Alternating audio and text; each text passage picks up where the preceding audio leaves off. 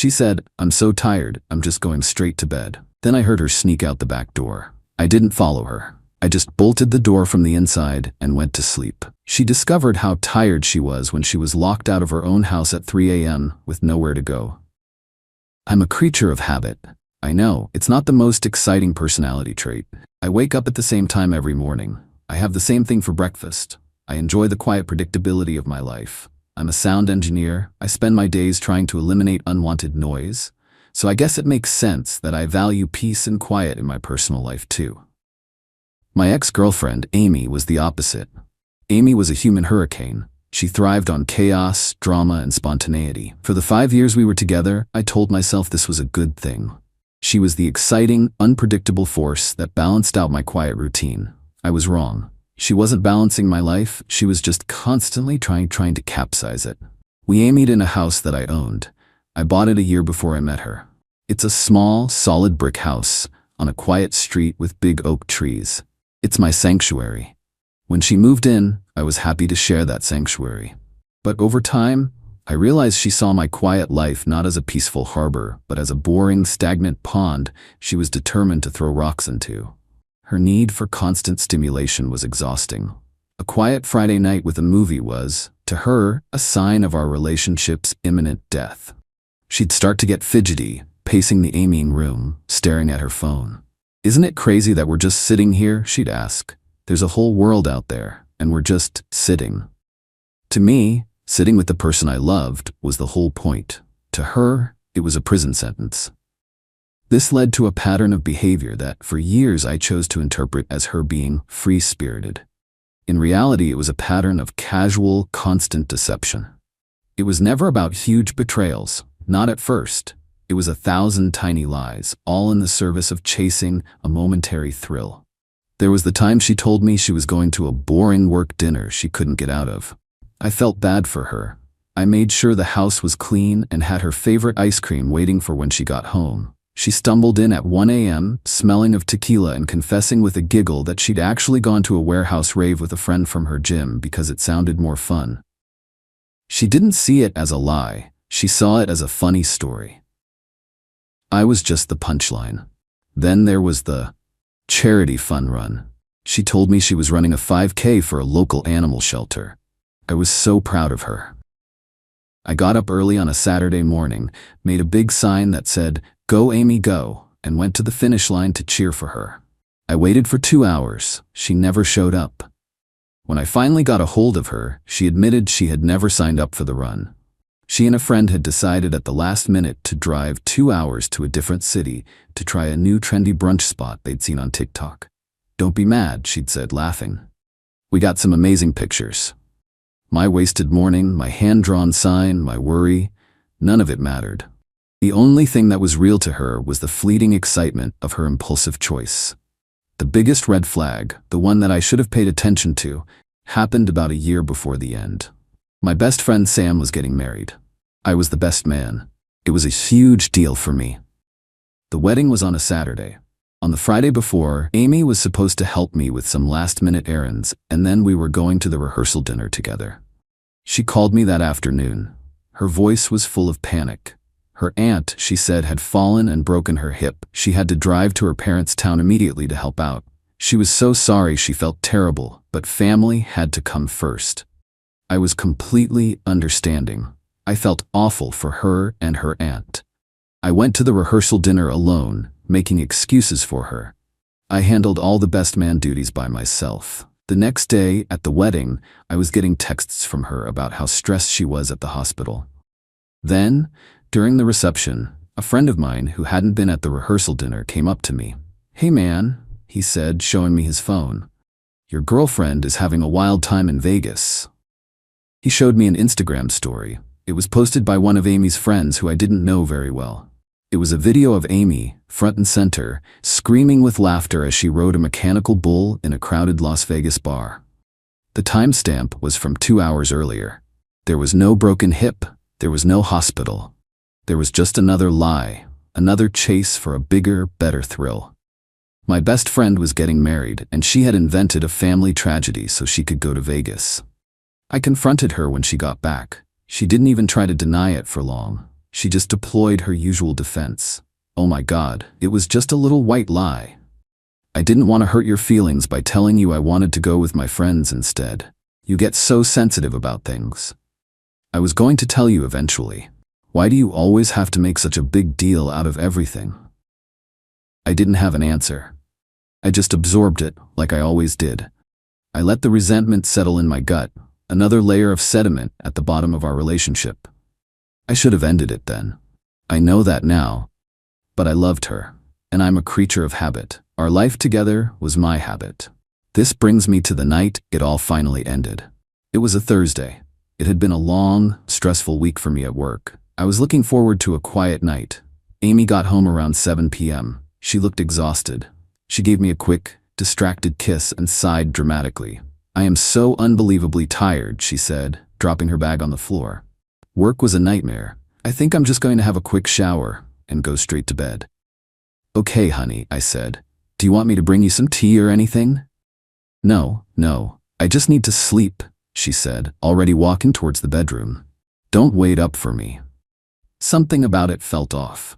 It was a performance. She was playing the part of the exhausted girlfriend too perfectly. But I ignored the feeling. I made myself dinner, sat down to watch a documentary, and tried to unwind. Around 10 p.m., I went to our bedroom to grab a book. She was in bed, under the covers, with the lights off. It looked like she was fast asleep. I went back to the Amy's room and read for about an hour. Around 11 p.m., I decided to turn in myself. I walked down the hallway, and as I passed the back door in our kitchen, I noticed it was unlocked. I always lock the back door before bed. It's part of my routine. I thought it was strange, but I just locked it and continued to the bedroom. When I got to our room, the bed was empty. My heart didn't even pound. It just felt heavy. I stood there in the doorway for a second, looking at the empty bed, the rumpled sheets where she had been pretending to sleep. I knew, with a certainty that settled deep in my bones, that she hadn't just gone to the kitchen for a glass of water. I walked back to the kitchen. I looked out the window into our dark backyard, and that's when I heard it. A faint sound from the other side of the fence that separates our yard from the alleyway. It was her laugh. That loud, unrestrained laugh she used when she was trying to impress someone. It was followed by the low rumble of a man's voice and the sound of a car door closing. Then, the car drove away. She had faked being asleep. She had snuck out the back door of our house to meet someone. She had lied to my face, again, just for a little bit of late-night drama. And in that moment, something inside me, something I had been pushing down for years, just broke. It wasn't a loud, angry snap. It was a quiet, final crack. I was done.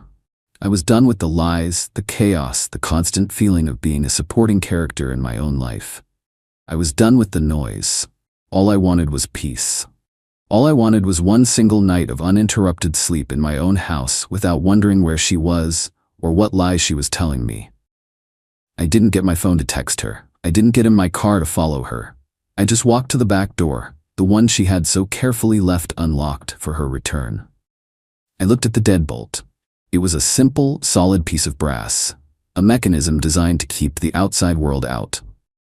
I reached out, my hand steady, and I turned it. The thunk of the bolt sliding into place was the most satisfying sound I had ever heard. Then I went to the front door and did the same. I walked through the house, checking all the windows, making sure they were locked. I was securing my sanctuary. I went to bed. For the first time in a long time, I didn't lie awake, listening for the sound of her key in the lock. I didn't worry. I just closed my eyes and I slept. I slept like a rock. I was woken up at 3:15 a.m. by the sound of my phone buzzing on the nightstand. It was a text from Amy. Hey, the back door is stuck. Can you come open it? I looked at the text and a slow, tired smile spread across my face. I didn't reply. I just put my phone back down and closed my eyes. A few minutes later, another buzz. Alex, are you awake? I'm locked out. Then another. This isn't funny, it's cold out here. Let me in.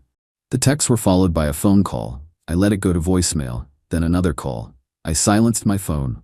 The quiet in the bedroom was beautiful. Then came the knocking, a soft, hesitant tapping on the back door. Tap, tap, tap. I lay in bed, listening. The tapping got louder, more frantic. It turned into pounding. She was rattling the doorknob. I could hear her muttering curses under her breath. She moved to the front of the house.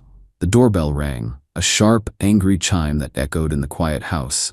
It rang again and again. Then she started pounding on the front door, her fists thudding against the solid wood.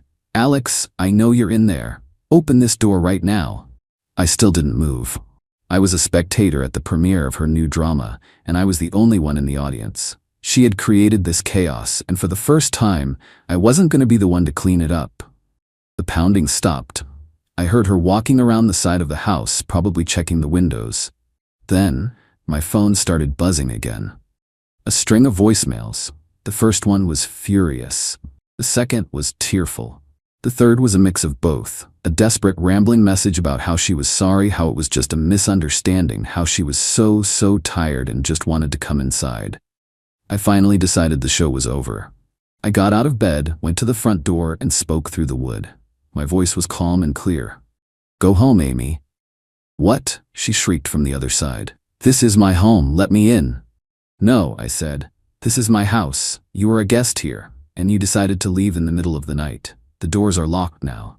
"I was just getting some air," she lied, her voice cracking. "I couldn't sleep." "I heard the car, Amy," I said, and the lie died in the air between us.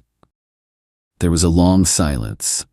"You can't do this to me," she finally whispered, her voice small and defeated. "Where am I supposed to go?" "I don't know," I said honestly.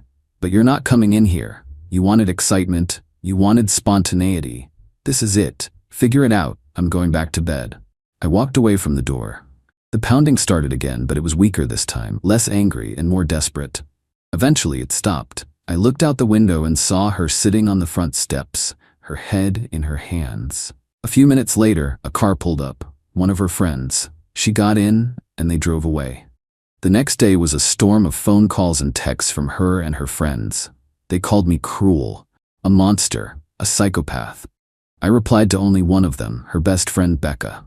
For 5 years, I was the stable, boring guy she came home to after she was done chasing whatever thrill she needed. I was the safety net. All I did last night was remove the net. She's a grown woman. She can learn to fly on her own. I had to hire a lawyer to handle the process of her getting her things. I never saw her again. I packed up her entire life in my house into boxes. I paid movers to take them to a storage unit. I sent her the key to the unit and a check for her half of the security deposit from the first apartment we'd ever rented together, years ago. It's been 6 months. The house is quiet, it's peaceful, it's mine. I've learned that my quiet, predictable life isn't boring. It's strong. It's a foundation. You can't build a life on a foundation of chaos and lies. She said she was tired that night. I guess she found out just how tired a person can get when they're locked out in the cold at 3 a.m. with nowhere to go. She wanted drama. I just wanted to get a good night's sleep. And I finally did.